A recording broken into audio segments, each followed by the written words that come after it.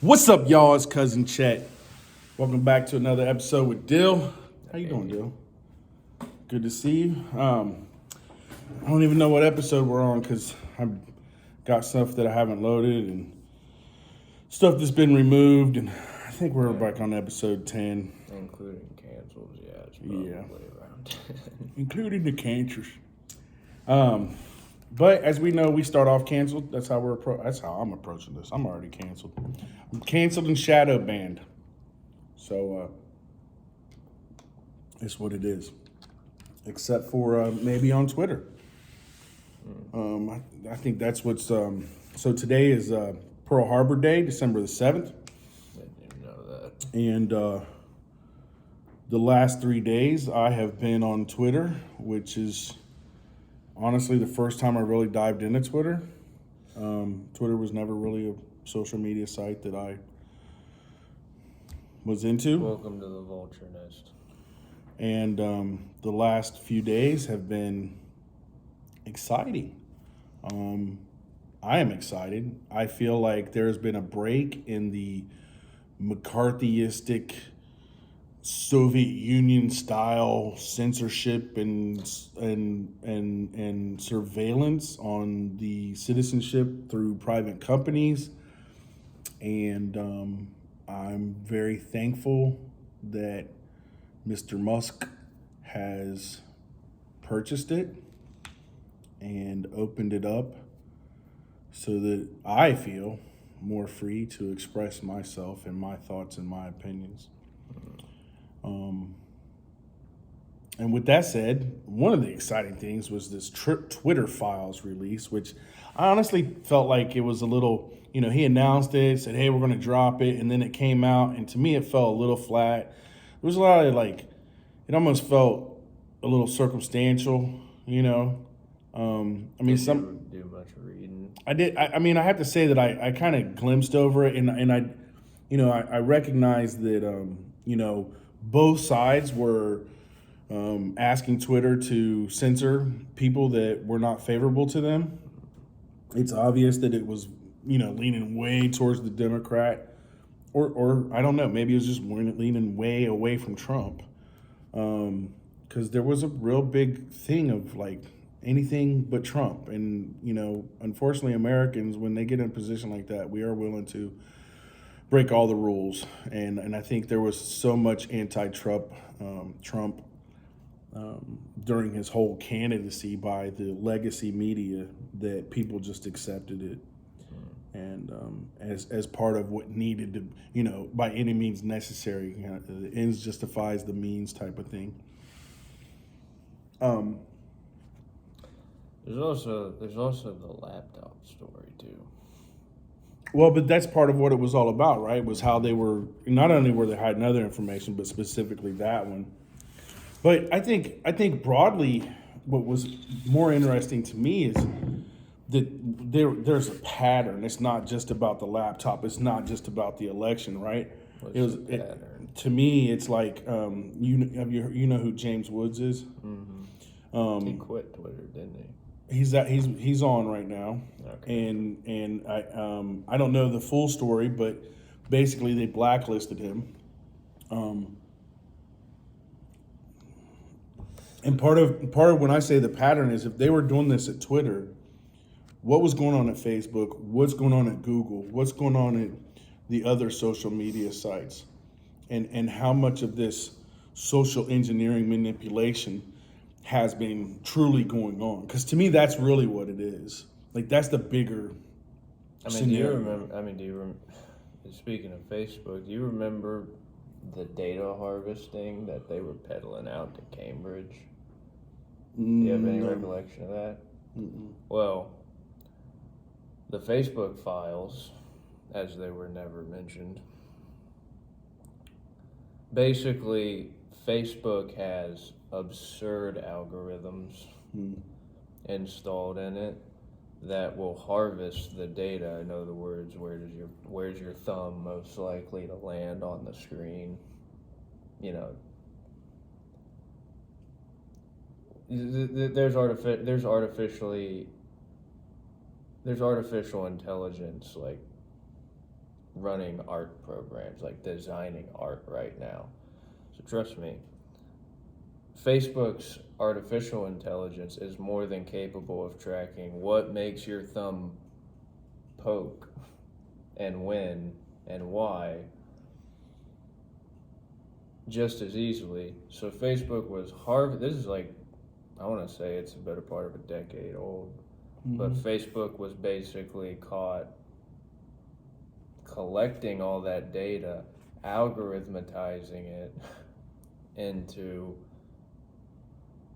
basically, everybody knows this now. I was talking about how I needed a new lawnmower the other day, and then suddenly I'm getting all these advertisements for lawnmowers. Well, Facebook was pretty ahead of the curve as far as that shit goes. Oh yeah, for sure. And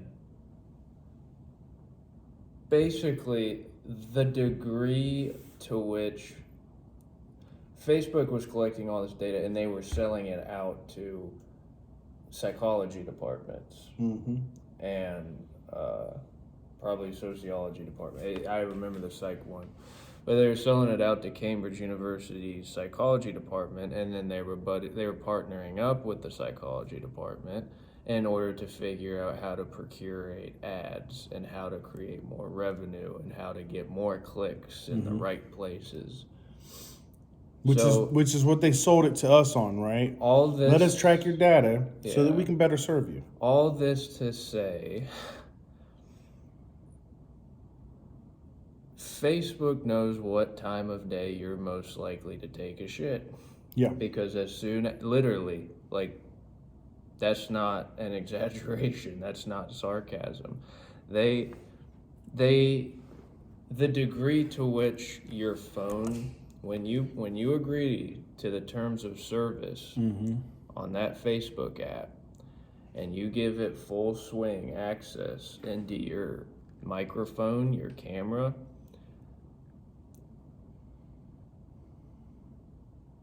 the degree to which they're capable of mining information about you, literally they have it algorithmatized. They can figure out what time of day you're most likely to have to go drop a deuce.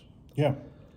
When you're going to get hungry, what time of day you're most susceptible to ads, what kinds of ads are more likely to catch your eye, what kinds of bullshit iOS games are you most likely to download and waste innumerable hours of your life playing. And if you have your location on, they're going to track that. Yep. They're going to track where you go, when you go, and they're going to record your behavioral habits, and they are going to know you better than you know yourself. They might not be able to see inside your bank account, but they're going to be able to recognize where the money gets spent. Yeah. Where money goes out. Yeah. Not necessarily what goes in, but what goes out. That's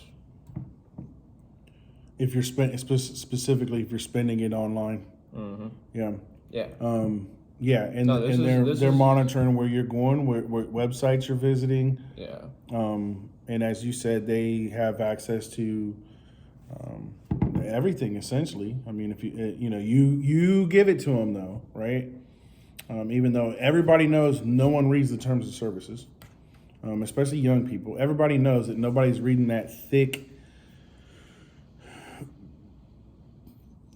contract, legal document that's above most people's heads, and most people aren't going to spend the time to do it, to look through it. And I remember Joe Rogan went through TikToks, and I'm like, well, I assume TikTok's that bad, and I am definitely scared of the Chinese government having all of our data.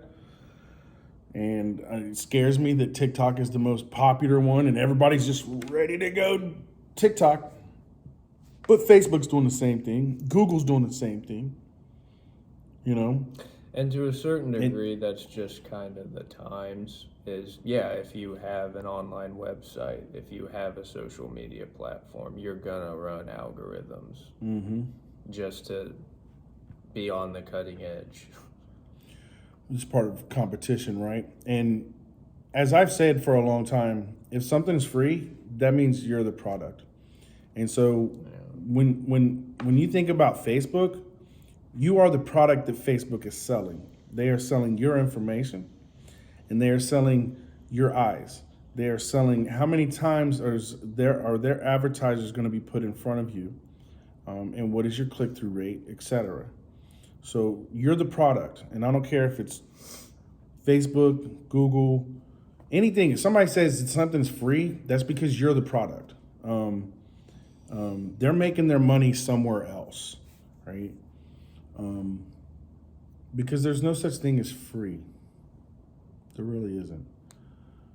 But anyhow, the scary thing for me is the amount of censorship and the clamp down of any opinion that doesn't agree with,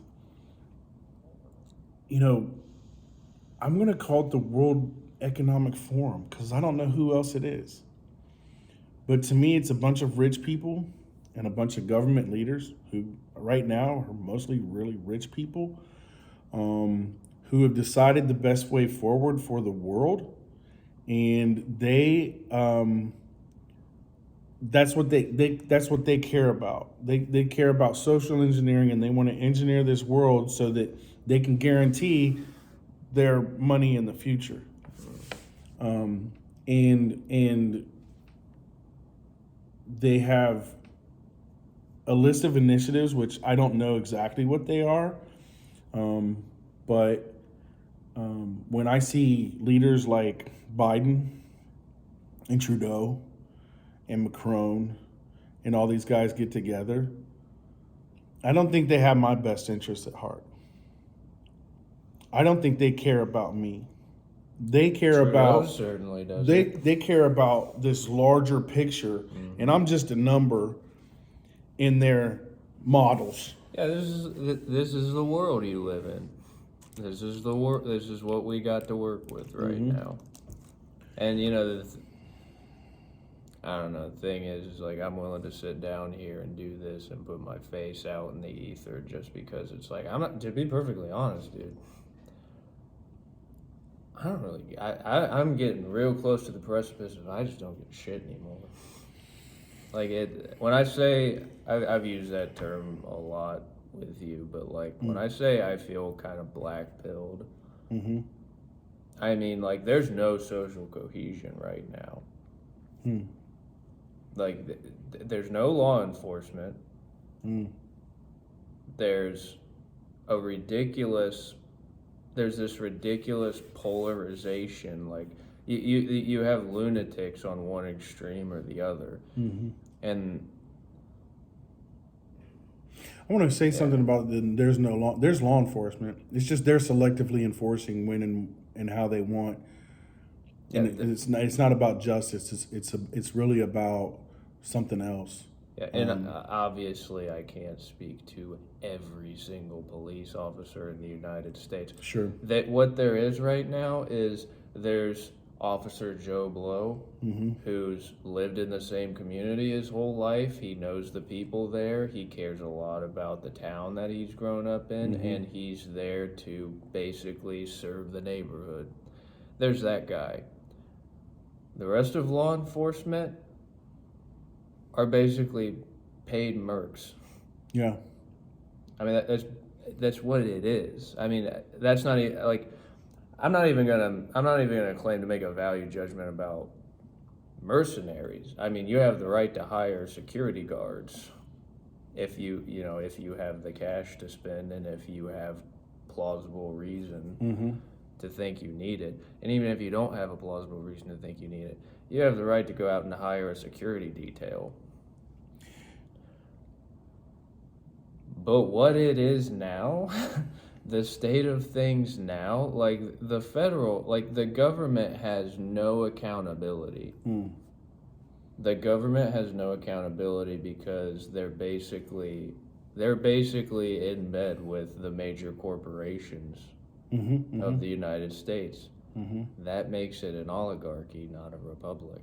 One question I asked after this weekend on Twitter is, you've heard the phrase divided, united we stand, divided we fall, and then divide and conquer, right?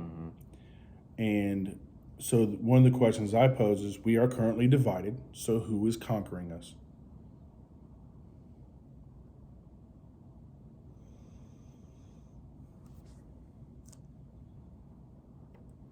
I have a pretty specific idea of who it is, but that I'm not willing to say just yet. Well, tell me I still give, I'll say it. I still give a little bit of a shit, but Tell me.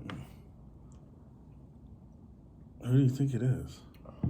BlackRock? I think that's what The aliens? The lizard people? So if you don't recognize this is my tinfoil hat, I will be keeping it on for the duration of this interview because I do not want to be mentally manipulated by the spies in the sky. We call them satellite man, and they're coming to a head near you. No, I'm just kidding. You But- getting a transmission in there? Yeah. Beep, beep, beep, beep, beep, beep, beep, beep, What's beep, beep, beep, beep, beep, beep. What's Kanye? Elon Musk, save me, Elon Musk. What's Kanye? You're my only hope. What's Kanye saying in there? Okay, Kanye is saying some shit. And I love you, Kanye. Keep talking that shit. Talk, Kanye. Tell them. They need to hear it, Kanye. Did you see? I just got canceled again. Thank you, Kanye. Did you see the Alex Jones interview? That was batshit crazy. But no, I didn't watch the whole thing. For one, I'm not going to watch. I can't do Alex Jones.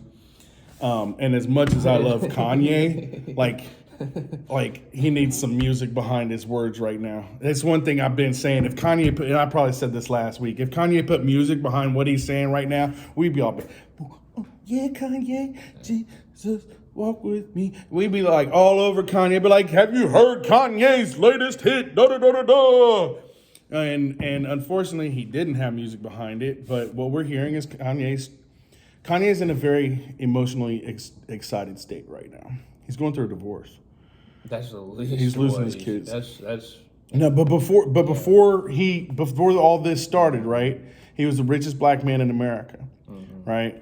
And he's having a response because he's feeling very manipulated and used, and doesn't like that he's experiencing this divorce, and he doesn't like what's happening. He doesn't like the loss of control of his kids, etc.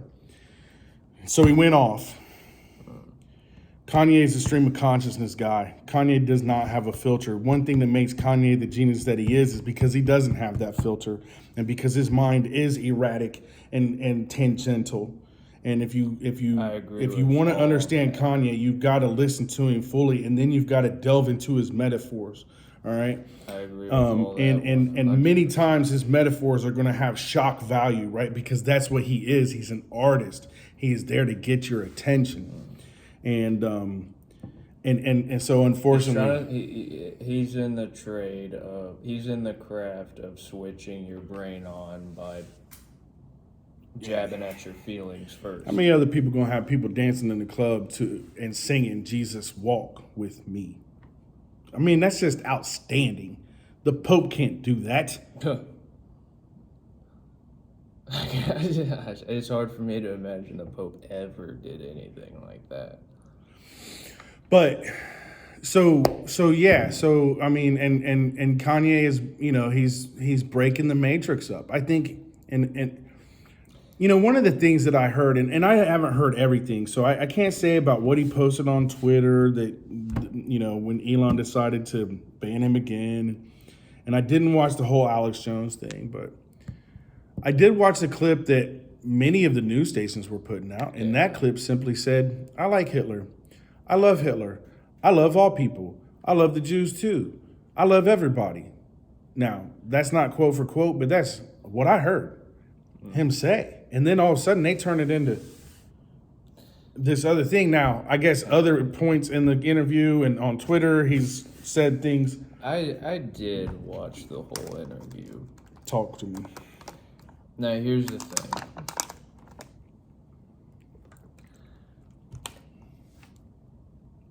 As a primer, it's almost an achievement in and of itself. Anyone who can sit in the same room and make Alex Jones go, "Wow, that's batshit crazy." That's a loony thing to say. And I like Alex Jones, but Oh, Jesus Lord. Okay.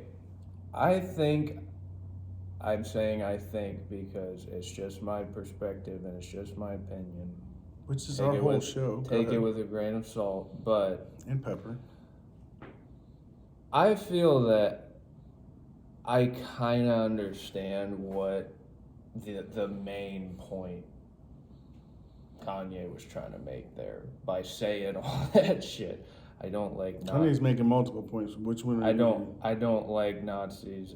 I don't have a problem with the Jews. But what I heard him trying to address is that, okay, can we stop?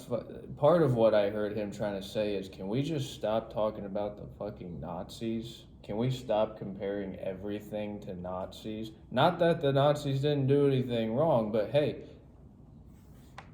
they were an institution, a group of people like any other. They got so much shit. He wasn't necessarily pointing this out, but like, they got some of the worst shit wrong.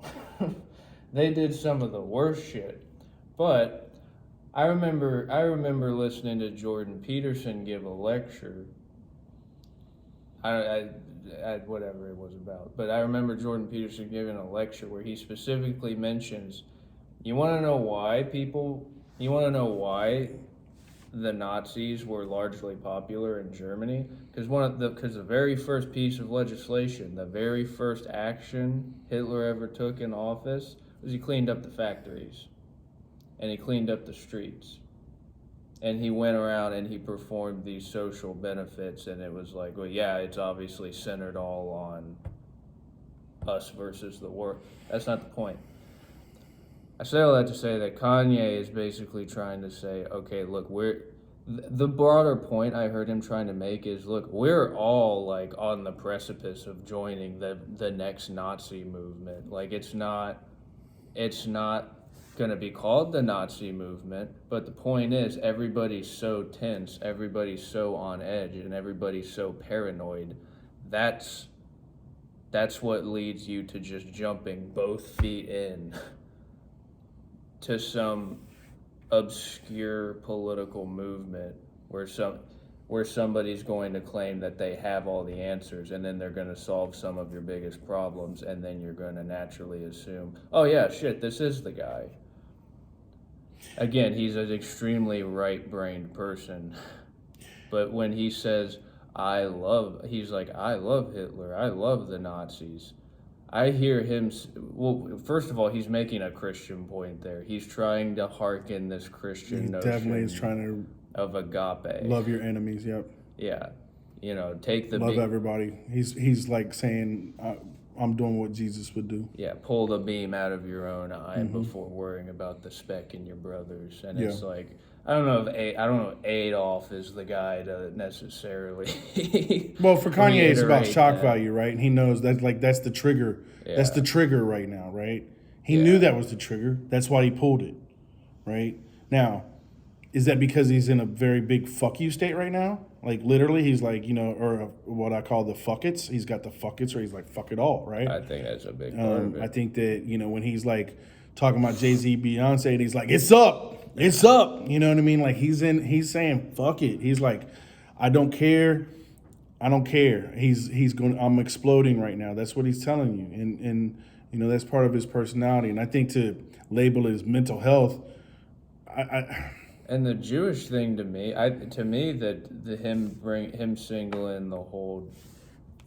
him singling the Jewish people out. Mm-hmm. Again, okay, I'm kind of giving the kindest interpretation of what he has to say here, but basically one thing that I kind of extracted from that is basically he's like, hey, we've had black and white people at each other's throats for the last 100 years, and people have stoked that. People have fed into that, and people have profited off of that, out of black man and the white man, keeping that tension alive, keeping a rift between them, and politicizing that tension. Again, I'm taking the kindest interpretation possible, but Kanye's been saying that for years. Yeah. That wasn't a one-off on the Alex Jones Like I said, show. if you listen to Kanye's music 8 years ago, and he talks about what he's doing, and he tells you that this day is coming, and I think it just represents the larger thing that there are certain things that you're not allowed to question. You know, he pulls out a thing and he's like, look, these are the owners of entertainment. These are the people that are in entertainment and in sports and in da-da-da-da-da. And he's like, look, majority of them are Jews. And he's saying, I'm making a connection that there's something going on here. And you know, I think that in many ways that's a response to probably some very specific Jewish people who are lawyers or whatever that he's felt have done him unfairly. But he's also looking at the greater scheme of things. I think since the beginning, you know, if you have a group of Jewish people that are all the agents and they're running the major record labels, and then you think about the hip hop era and you know the managers of those groups and what they were doing. Now, most likely those individuals just wanted to make money and they saw something that could make money. But there's also something to be said for at that time, you know, I would go to churches as a teenager and I was taught about affirmations, I am statements, right? And the power of thinking and the power of affirmations. And then I listened to rap music. And at that time, rap music was a lot of I am this, I am that, I am the greatest, I am, you know, whatever it is. I'm the best rapper, I'm the most handsome man, I am this, I am that, I am a king, I am this. But it was also there when I first started listening to hip hop, there was like a consciousness, right? They were talking to you. It wasn't just about selling drugs, doing drugs, how many you were fucking, who you were shooting, all that jazz. Like, it wasn't about that.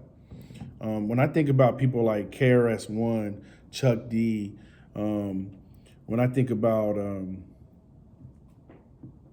Grand Poobah, Poor Righteous Teachers, just a lot of groups at that time that were using music to communicate messages of empowerment and knowledge. They use terms like dropping science.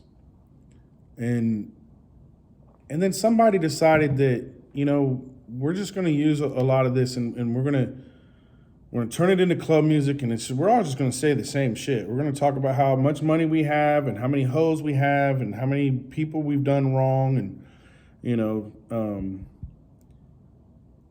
and they used a lot of I am statements, and I think there was some intention there to use that to socially engineer the people listening to that music. And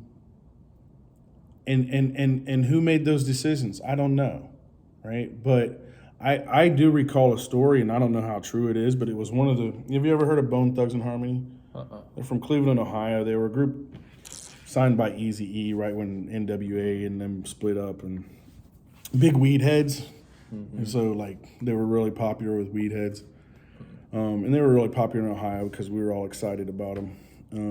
But one of them, and I can't remember who, said that he was invited to a party with basically a bunch of rich people and a bunch of people in the industry, and they basically laid it out, and they're like, "Look, we're gonna offer you a little bit more money, and this is what we want to do. Mm-hmm. We want to promote this lifestyle." And the way that they expressed it is they wanted to promote that lifestyle because, well, if you've got a bunch of young people and you turn them all into thugs that are wanting to fight and violent and have no emotional control, it's easy to put them in prison later, you know. And then who do you blame? You blame them and their culture, right?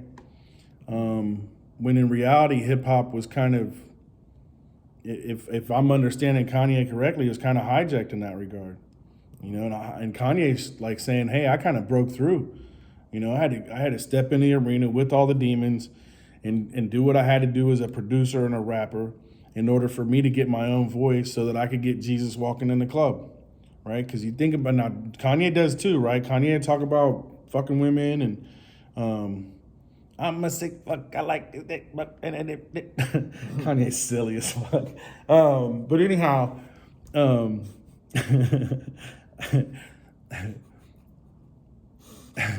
she gave me money.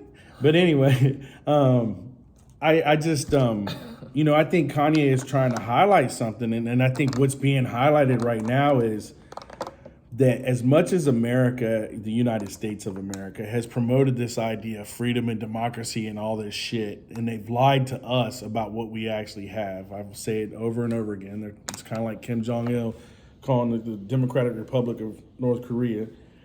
And I think he's highlighting that. And I think he's saying, look, he looks at it as part of his responsibility to at least shake up the matrix, I think he sees himself as Neo. He may see himself as the Messiah. I don't know. I'd imagine that Kanye right now, most psychologists would want to, diagnose him with something or other. But I think what we're dealing with is this is the true Kanye. This is what stream of consciousness thinkers are like. This is what geniuses are like. And sometimes it looks a little mad. But that doesn't mean that you should ignore the message. And I think, to speak of Jordan here in the last couple of days did an interview with Benjamin Netanyahu. And although he prefaces the interview with, oh, well, this is going to be a free-flowing, this is kind of just off the cuff, not scripted. Well, it was very scripted. It appeared very scripted to me. There was nothing but softballs. All they did was talk about the book, and he let Netanyahu talk the majority of the time. And he really didn't give much of pushback. And he would ask a question, Netanyahu would filibuster for about 10 minutes, and then Jordan Peterson would show a commercial. It was very commercialized. It was weird because everything I've seen of Jordan, it just didn't fit really well for me. That would be the template he would use. And he got mad because, last night, I think Jordan Peterson might have been up all night last night. Jordan, you can tell us if I'm wrong or not, but I think you were on Twitter all night. That wouldn't surprise me. Literally, I think, because I went to sleep and he was complaining. I woke up and I saw a post and it was like 2 hours ago. I was like, damn, has this man slept yet? So anyway, but he got really charged up because of the trolls, and there's this anonymous people making comments in YouTube or whatever have you. Yeah. And I'm like, first of all, you should have expected that. Just like I expect a bunch of hate from what I'm doing. I'm already canceled. I expect not a lot of people to follow me. I expect that the governments are already kind of tracking me. They're already waiting because I'm exactly what they don't want. But so we have to have the ability, Netanyahu said a lot of things, and he got to tell his story that he's putting in his book that he wants us to read so that we can buy his story, right? To pretend that man, like any other leader in the world, doesn't have his own propaganda and his own narrative that he wants to express to support what he's doing. Just like Zelensky and just like... Exactly. I mean, like, that's just... Why is it bad for us to call them out? They're politicians. We know that's what they do. It doesn't matter. It doesn't matter if you're King Charles. It doesn't matter if you're Justin Trudeau, Mr. Macron. What's the guy in the Philippines? I can't remember his name. Duarte or whatever. It doesn't matter. It doesn't matter. Each one of them, like, we know that's what governments do. So one, I don't think it's wise to just act like it doesn't happen. And two, it means that's exactly why we should question them. Ironically, the thing that I see, the self-destructive pattern that I see in Peterson and Kanye both, ironically, looks to me like they have a habit of taking on too much responsibility or endeavoring to take on too much responsibility.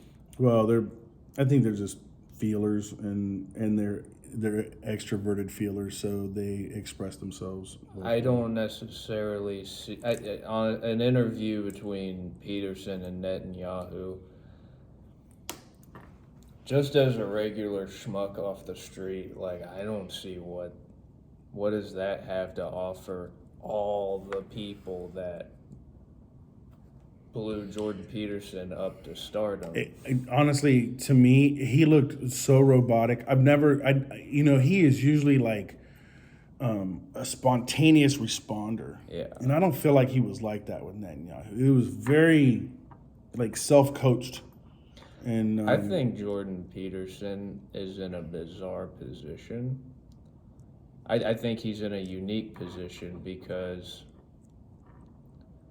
and again, ironically, this just makes him more similar to Kanye West in my mind. He's been part of the institution. He's been in the secret board meetings. He's been a part of the faculty. Yeah. He's been there. Yeah. He knows the MO. Mm-hmm. And they've both reached a point in their careers later on in their lives where they almost just it's almost like they just kind of pulled a 180 of, nope, I see the damage this is doing. I take responsibility for the fact that the institution is getting out of hand, that it's pernicious and it's becoming culturally invasive. I think that's how Kanye looks at hip hop right now, and I think that's how Jordan Peterson views the universities. And I don't disagree, and I want to preface, I love Jordan Peterson. Yeah. So do I think he's a very valuable voice. Nobody's perfect. Jordan Peterson also sees legacy in what he's doing. He sees a great opportunity not only to reach the world, but to make some money and to create his own thing. I would say that having the offer to interview Benjamin Netanyahu, Benjamin Netanyahu, for all intents and purposes, has been one of the most influential people over the last 40 years. I don't know when he first got elected as the prime minister of Israel or whatever, but I believe it was back in the 80s. So my man's been around, and he's been making moves, right? And that, like a lot of people talk about the Illuminati. You want to know who the Illuminati are? You want to know who's the movers and the shakers? Look at people like Benjamin Netanyahu. Look at people like the Clintons. Look at people like Putin. Well, who has the ability to pull the world strings? Yeah. Well, yeah. Start there. Well, the thing is there are a lot of people that have a lot of different skills and they have a lot of different resources. You may have resources, you may have diplomatic things, you may have blackmail. You got to, one thing I was thinking about last night is somewhere along the line, the United States used to idolize Jesus. And then they started idolizing Michael Corleone. Yeah. And unfortunately, there used to be good versus evil, this idea. And now it's just evil versus evil. The police are no better than the criminals. The police are mostly criminals themselves. The police are not holding up the Constitution. They're being protected and they're being trained to daggone override our constitutional rights. And if we want to use them in front of a police officer, they're going to say, well, now you're suspicious because you want to use your rights. And it's like, no. And then, I hear like President Biden saying things like, the Constitution doesn't matter. There's ways around that. What? The President of the United States saying that the Constitution doesn't matter and there's ways around it? Is that not an impeachable offense right there and of itself? But then I see the whole Democratic Party totally willing to say, you know what? Let's circumnavigate the Constitution. Let's just ignore it. And to go back to this thing, I think that what we're seeing is there was a machine that has been put in place. I don't know when, but I'm going to guess right after World War II. There's an economic machine that was put in place. The United States benefited a lot. Is it industrial? What do you mean? Is it militaristic? It's all the above. It's the military-industrial complex. It's the media complex. It's the it's all the above. Yeah. It's all the above, and it's a neo-colonial How do we keep Europe the ones that are rich and in power? As President Bush used to say, I want us to be the house on the hill. Well, the only way we can be the house on the hill is if everybody else is our janitors, okay? And so, but that's what he wanted. That was George Bush's vision, right? Is he wanted us to be the managers of the world. That's kind of what he said, right? So that's why he, was willing to send our manufacturing over here and to do, outsource everything. One, because that meant American companies can make a bunch of money. My point is that there's been a propaganda machine that we didn't realize was there. The internet has opened it up. And I think Kanye is conflating a lot of that complex. Because, I mean, Kanye speaks in metaphors. If you take Kanye literally, you might as well take the Bible literally. Yeah, no, and neither one of them can be taken literally. Yeah, and if he's misstepped anywhere, I think he's conflating a lot of the corporate, military, industrial complex with the people that he's been face to face with the most. I mean, which is, these Jewish producers and managers. And that's where I think the error is I think he's conflating,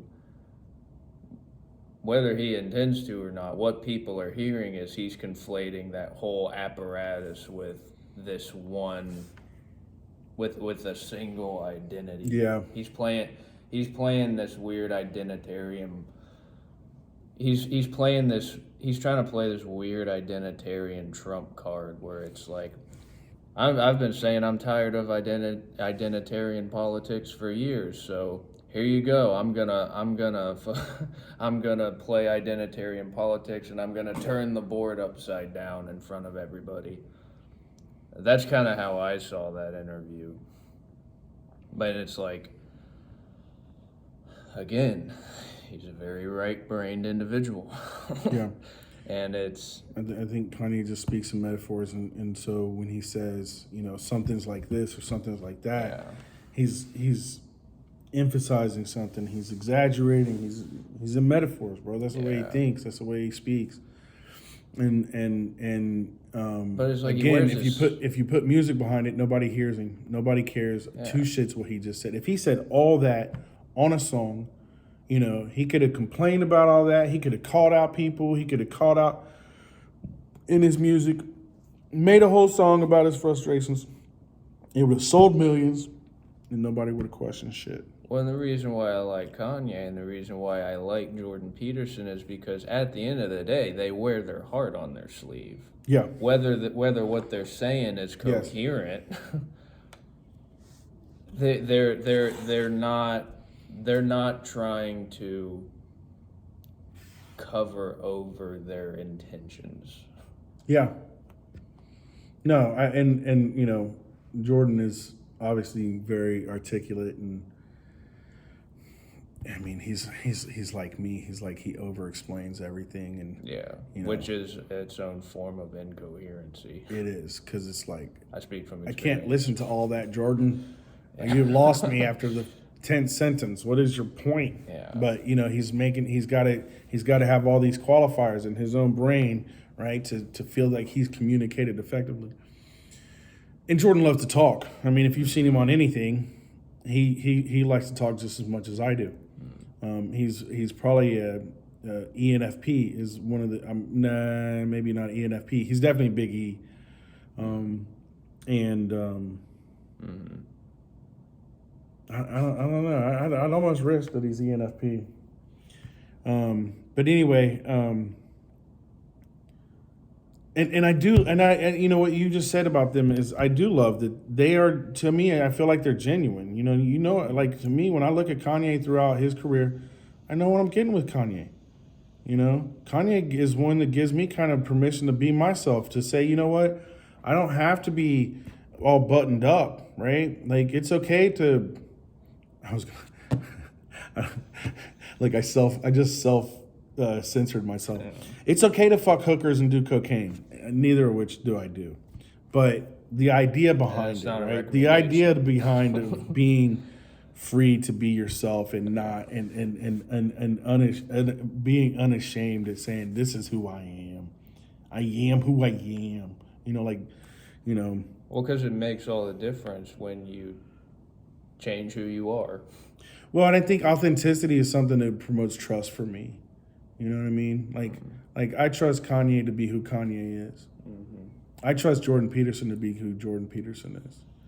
I don't trust Joe Biden as far as I can throw him. Because I think he'll be whoever he thinks you want him to be. I don't know which voices in his own head Joe Biden can trust. Yeah, at this point I don't. And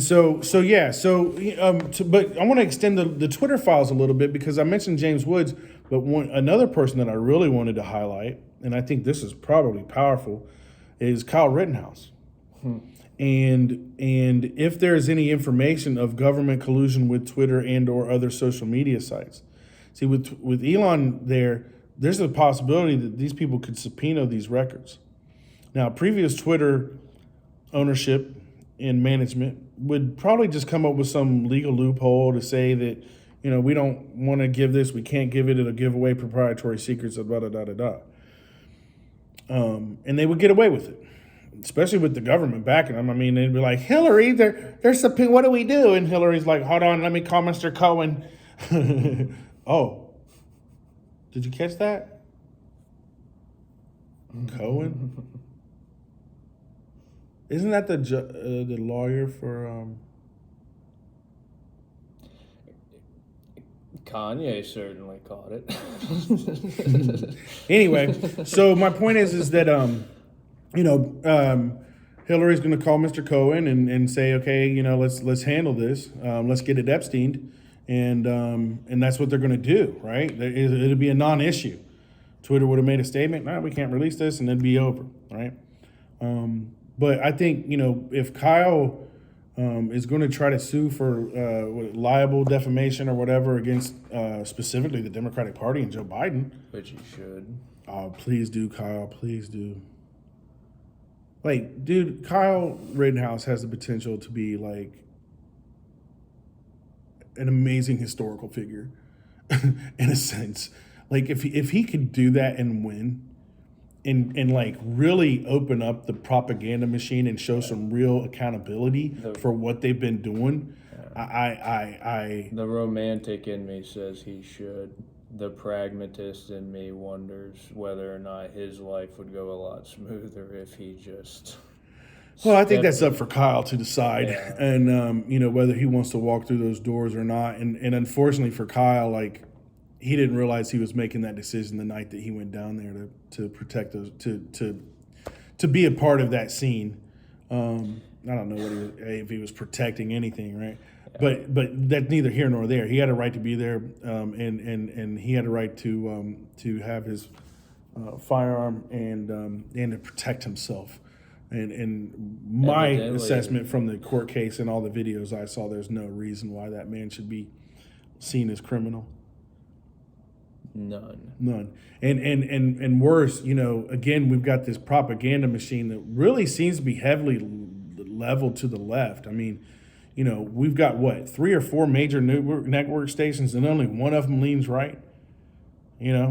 All the other 4 are super sold and super bought into whatever Nancy Pelosi and the Democrats and whoever their shadow government, the FBI, what they want us to do, what they want them to do. And I think Elon's highlighting that, and I hope Kyle, and I think Kyle deserves to win. And people like James Woods. I'll tell you one Peterson interview that is definitely worth seeing is have you ever heard of Michael Malice? Michael Malice? Mm-hmm. No.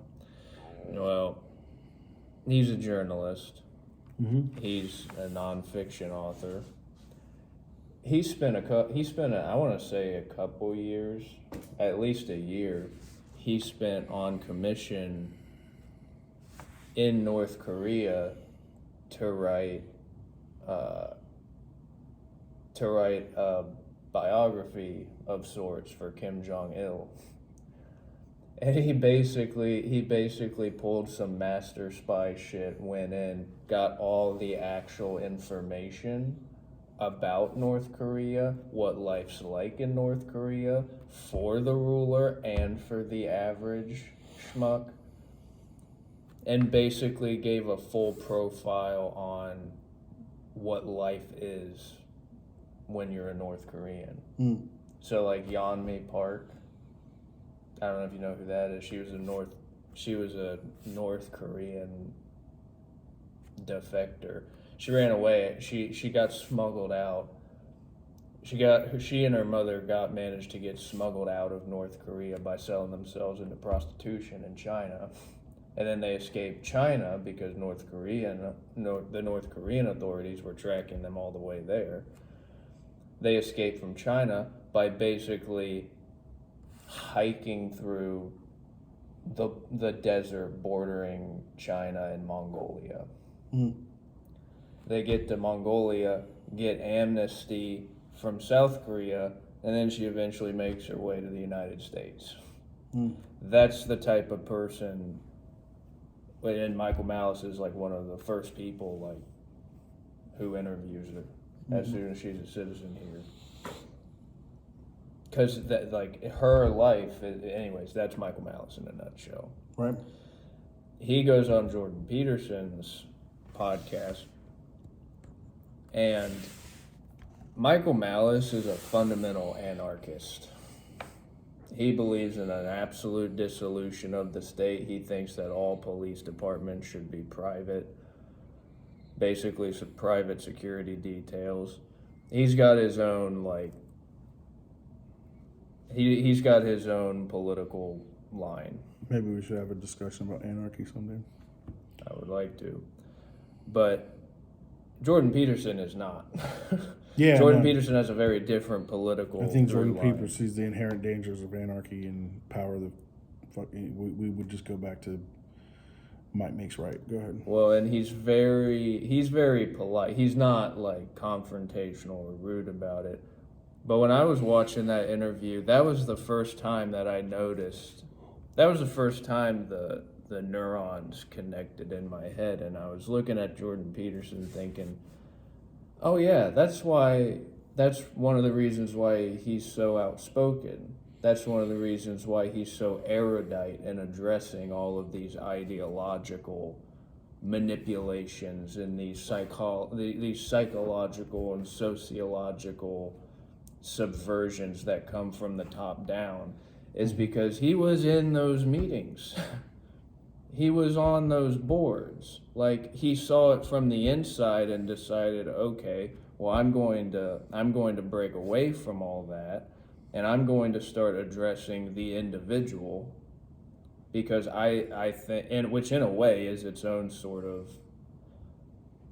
roundabout anarchy, if you ask me.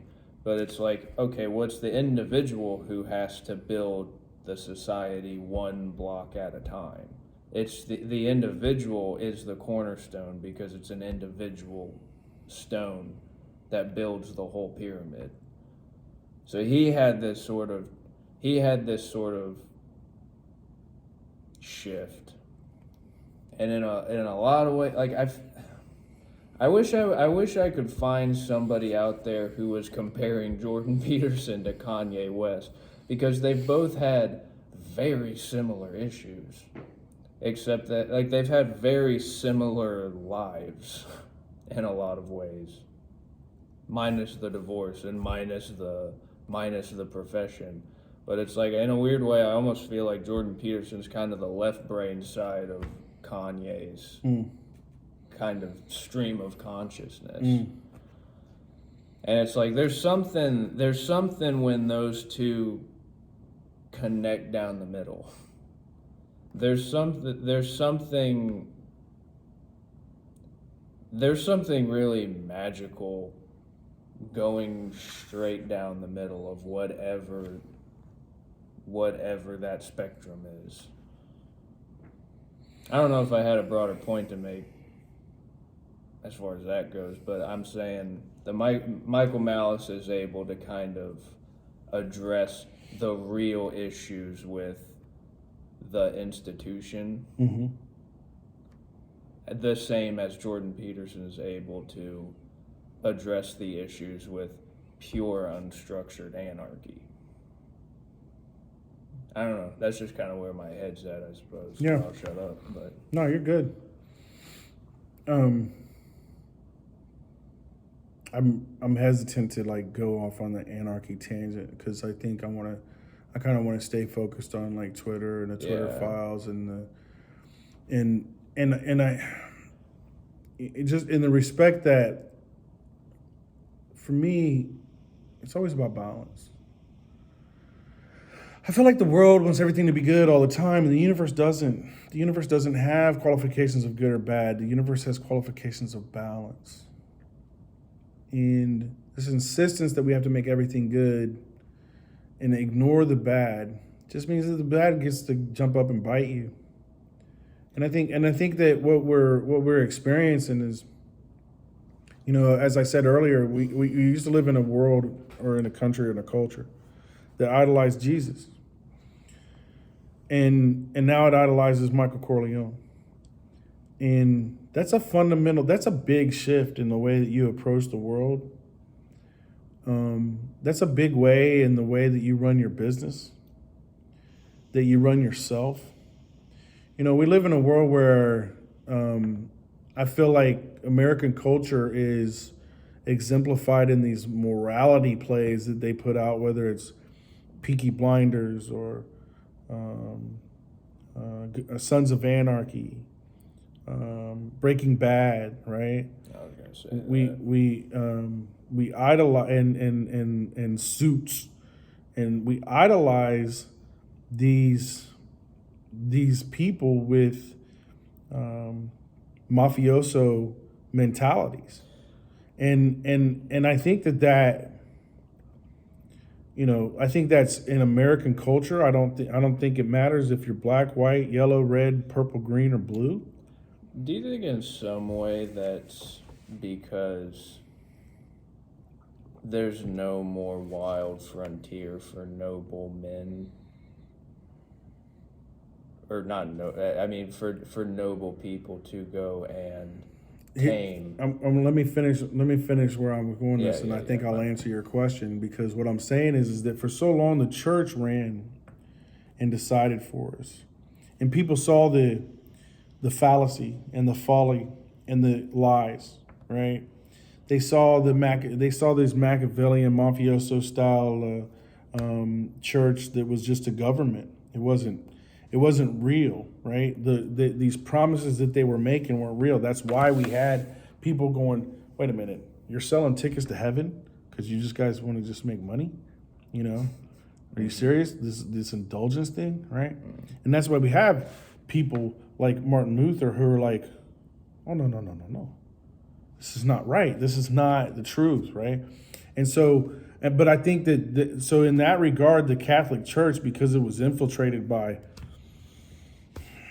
power players and non-Vicar type people that were there just for themselves. And so, again, you want to claim that it's all good, you ignore the bad comes to bite you in the ass. And in that regard, the bad came to bite the Catholic Church in the ass because they were infiltrated. And then the bad that they didn't want to happen, which was them being kind of dismissed as a leader and influencer of morality. But it overstructures things.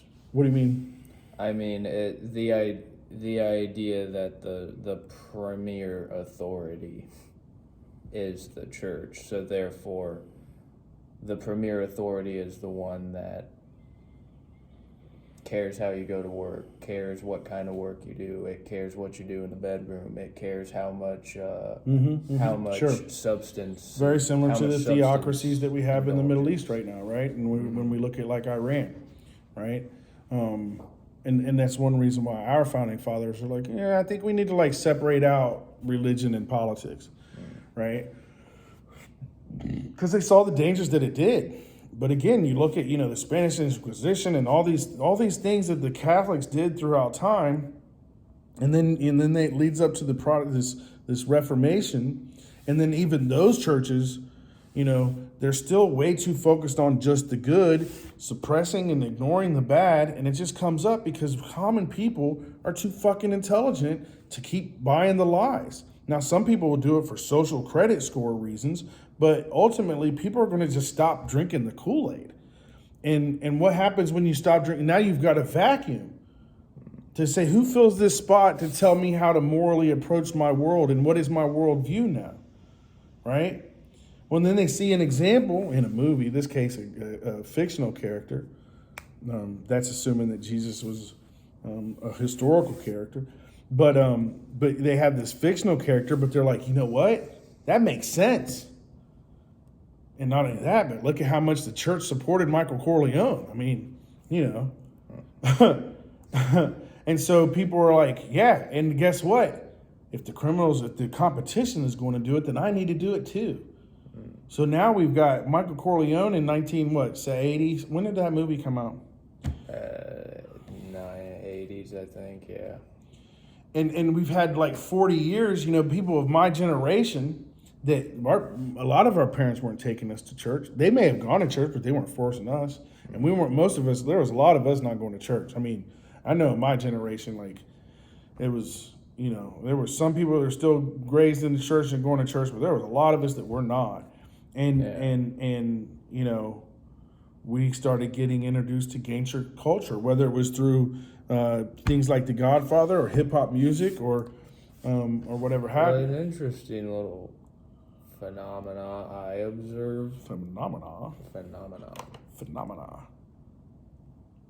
Was my parents did keep us in church. They did make us go. There was that sort of pernicious, like, remember, Santa Claus is always watching you even when you sleep.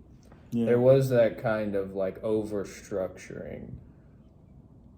And the thing that, not the first like intellectual thing that I noticed, but the first averse feeling I had in church was I started looking around me, noticing all of these. I started noticing how gradually emasculated so many of the men in church were. And something about that it kind of grossed me out. It grossed me out before I had any like super sophisticated, like, you have a sense, you have an intuition, and then you kind of build a case, and then you build a prescription of reasons in your head. Yeah. And then I go to college, and I start. It's exciting. It's like, well, I'm kind of at the intellectual hub now, and it's like this is my window into the rest of the world. And that's where I started noticing it again. I started noticing this gradual emasculation of the guys around me. I don't even mean that in terms of like a sexuality thing. I just mean that in terms of like the vitality. There was no vitality past a certain point. And by the time I left college, it was basically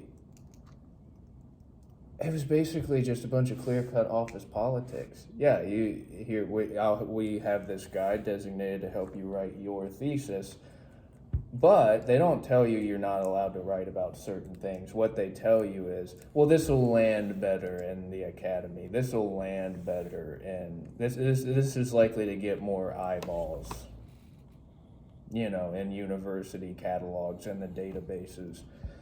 Your paper's more likely to get cited if you talk about these certain issues. And it was like, again, there's this over-structuring that happens where it's like the natural reaction that I've had every time, not that I've always acted on this or not that I've even really shown it, but the immediate gut-level impulse, the reaction that I've had each time is, Oh, you wanna you wanna completely over civilize me? You wanna completely civilize me and tame me? I'll show you just how much of a beast I can be. And I think that was, to me, what you're saying about hip hop culture. That's kind of what that looks like to me. That looks like, oh, you're gonna over civilize me and try to tame me. Well, it's like, well, look what I'm made of. Guess what? I got the wilderness in me too. Well, and I'm not going to say that there wasn't some valid black culture coming out of that. I'm saying it was used against them. I'm saying it's a I think it was virtue. used, and a lot of people see that. A lot. I mean, don't get me wrong. When I think about, when I think about Chuck D and KRS-One, these were the people that, in my mind, were the current Americans. And when I say that, what I mean by American is those people that fight the power, that resist, that will commit civil disobedience and/or be a fighter for freedom. And they did it through their music and through their words. And they did it not really for me. I'm just a white Hispanic kid in Ohio. They were doing it for their brothers and sisters of the melanated tones, and I'm not mad at that by any means. I'm just saying, like, this spirit of questioning the power, of being able to vocalize your grievances against your government in the public forum, whether that's through music or Twitter or any other social media outlet. And Well, that's what the algorithms are for me. That's just another example of over civilizing everybody. Well, I think, right, one of the dangerous things, right, is the people in power right now, they've got a lot of data. Mm-hmm. And when in current psychological science and understanding of behaviors and shit like that is at a level that I feel like there are some people that are like, you know what, the deplorables don't know any better, so we're gonna have to re-educate them, you know. Mm-hmm. And to me, it's no different than the re-education camps in China or re-education camps in Russia. Whenever you stop the human spirit, you're fucking up. Period. There's going to be a backlash, and how long it's going to take, I don't know. It took 400 years for black people to get enough support from other people to, end slavery here. It took how many years for the Jews to resist their slave owners in Egypt, and I think we are in a very dangerous time where the possibility of mass economic enslavement is very present. I think if you look at the situation in China and the situation in the United States, I don't think it's that much different. I think it's a bunch of double talk or double speak, and they really just want to control us. So, People use that phrase, victim of circumstance. yeah. Well, if you want to figure out who the perpetrator is, who's controlling the circumstances? Yeah. And I don't know. I think there's multiple people that want to do multiple things. I think there's multiple people out there that want to fashion the world in their image, in the way that they see it, and they feel like it's the best, and the ends justifies the means. And I don't care if it's Pooh Bear in China. I don't care if it's Poopin' Putin in Russia. I don't care if it's senile Biden in the United States and the people that are pulling his strings. It doesn't matter to me. I don't care if it's Benjamin Netanyahu. Everybody is trying to manipulate things and move things in their way, and oftentimes they don't care about the what do they call it, collateral damage, in the casualties in their wake. And I think that there are big banks and big bankers. There are old money. There's new money. who's the Illuminati? Well, is it in the Catholic Church? Fine. What about China? What about India? What about the royal families that were all cousins for the, in the 1400s, and they all wanted to control the world? What about all the rich bankers in Europe that have had all this old money for so long? What about the Jews and their diasporic power? And now they have a home country, and they have this history, and they have, and they have the way that they want to see it. And then you have Zionists who want to create an apocalypse, and then you have on and on and on, group after group. You've got Bezos, you've got Musk, you've got Gates, you've got Zuckerberg, you know what I mean? You've got all these other billionaires that I don't even know about, right? And they all have their own, what they want to do, and they're all manipulating and vying, right? Well, unfortunately for us right now is some of them gathered together, and they're controlling the media, and they're controlling American politics, which means that they really have a big influence on the world. And here's the kicker: they ain't all Jewish. No, they're not. That's the thing. By any means, no, That's they're what not. I mean. No. And it's unfortunate to see Kanye conflating the whole complex. Again, Kanye does it for shock value. Kanye did it because he knows. Look, to me, it's no different than him wearing a MAGA hat. It's controversial. Or a Balenciaga mask. Or it's no different than him wearing a White Lives Matter with Candace. It's no different, right? What he wants to do is he wants to say, question the matrix. Mm-hmm. That's what Kanye is trying to say. Question the matrix, and so and then you kind of look and you're like, okay, there's this quote that was going on. You want to know who controls you? Think about who you're not allowed to say anything about, right?